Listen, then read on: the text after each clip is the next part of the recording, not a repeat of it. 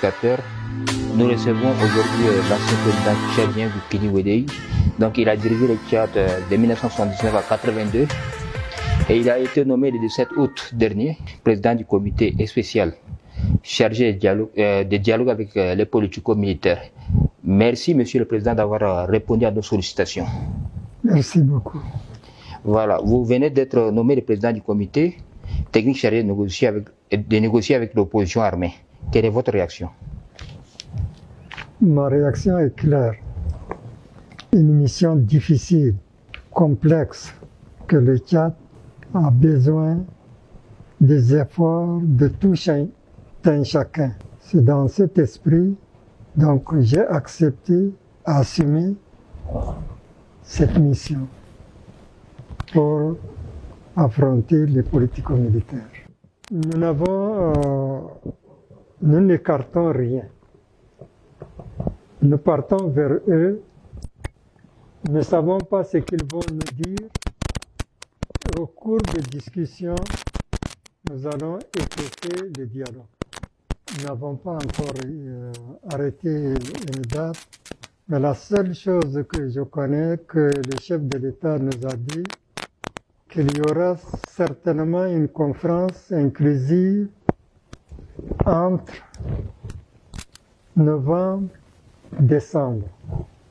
Avant cette date, si on arrive, donc avant cette date, il faut absolument qu'on trouve une solution avec les politico-militaires.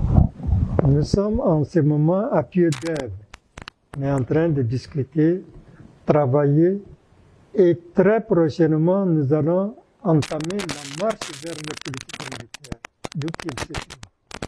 Selon vous, quelles seront les plus grosses difficultés que vous devrez rencontrer sur votre chemin? Toutes les difficultés sont devant nous. Le chemin est semé d'embûches. Malgré cela, nous avons la bonne volonté d'aller montrer et expliquer à nos frères que le Tchad est avant tout, le Tchad est au-dessus de tout. C'est dans cet esprit donc nous allons vers eux. Sinon, toutes les discussions sont difficiles. Il faut comprendre le but de notre mission. Notre mission consiste à aller vers les politico-militaires, discuter avec eux, les convaincre, s'entendre, à participer au dialogue inclusif. C'est le dialogue inclusif au cours de cette conférence que les gens discutent, tout le peuple tchadien se retrouve de l'extérieur comme de l'intérieur pour résoudre leurs problèmes internes. Donc, nous ne pouvons pas mettre charrue avant le bœuf. Le président du CMT parle de négocier d'une manière spécifique. Bien la charrue avant le bœuf. Oui. Le président du CMT parle de négocier de manière spécifique avec les politico-militaires. Pourquoi cette précision?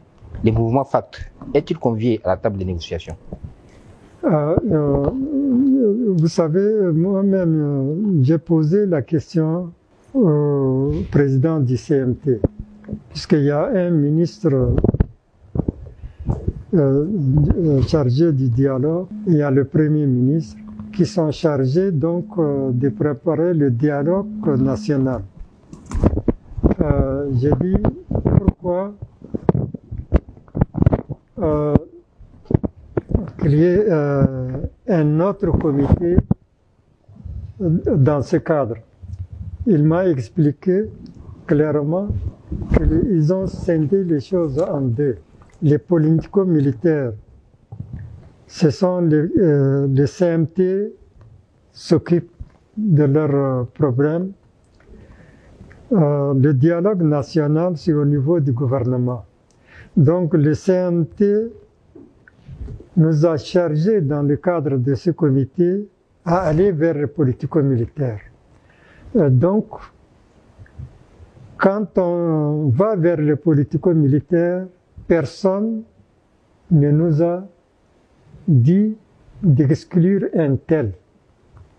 Donc, le facteur fait partie de ceux qui sont dans notre liste pour aller et pour discuter avec eux. Donc, exclure le CMT, c'est encore exclure d'autres politico-militaires. Pourquoi l'exclure?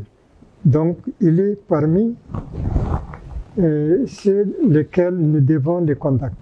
L'IFDD, l'Union des forces démocratiques pour le développement du général Mamad Nouri, conditionne sa participation au dialogue avec la réhabilitation de l'ancien président Hissène Habré. Quelle est votre réaction? Réaction sur ce point, il est responsable. Il a réfléchi avant de dire ce qu'il a dit. Il a pris une position, a pris de position en gage à celui qu'il a pris. Mais toutefois, j'ai l'intention que nous allons aller vers lui, discuter avec lui. Mais pour la question posée concernant le défunt Hissène Habré, Hissène a été condamné par une cour criminelle de l'Union africaine. Hissène a été gardé en prison au Sénégal, là où il résidait en exil. Il est aujourd'hui décédé. C'est un problème difficile, complexe, que le chef de l'État ou le président du CMT seul ne peut pas le résoudre aujourd'hui à la minute comme ça.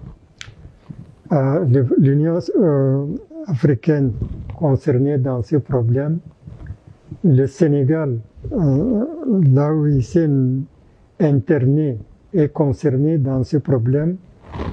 Les victimes de la guerre sont nombreux dans le pays ici. Et donc, au regard de tout ça, certainement, le chef de l'État, le président du CMT, trouvera une solution si la famille pose la question au forum inclusif. Le peuple tchadien va en décider. Une fois la décision prise au niveau du forum, en ce moment, le président du CMT, comme l'Union africaine, tous répondront, à mon avis, positivement. Le souhait est dans la bouche de beaucoup de Tchadiens. Hissène a fait du bien comme du mal, mais le retour de son corps s'impose.